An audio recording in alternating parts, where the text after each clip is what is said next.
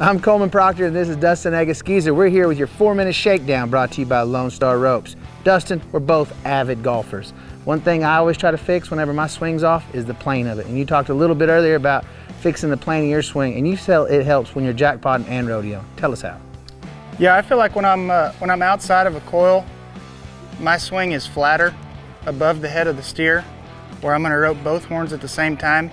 But when I get inside of a coil, where I'm not going to let go of a coil out of my left hand, I drop it down to where I can cover the right horn first and bring it across the left.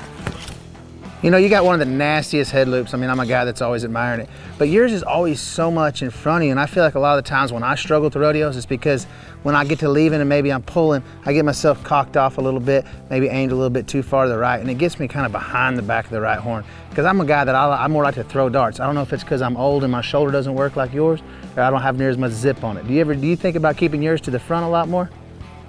When we're rodeoing, I feel like when I leave the plane of the box, I want to be forward in my saddle and my rope above the horns, which that is a problem for me. Sometimes I get my tip down, maybe pointed right at the steer's head when the steer could be 2 coils away or even 3 coils away.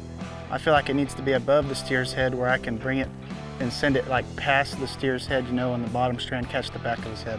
You know, that's so great to hear you talk about how the plane of your swing is so important to you, because honestly, man, there's only so much creating you can do in your delivery. Yeah. And you're one of the greatest headers in the game. So if that's true for you, then I know I got hope still. Thank you.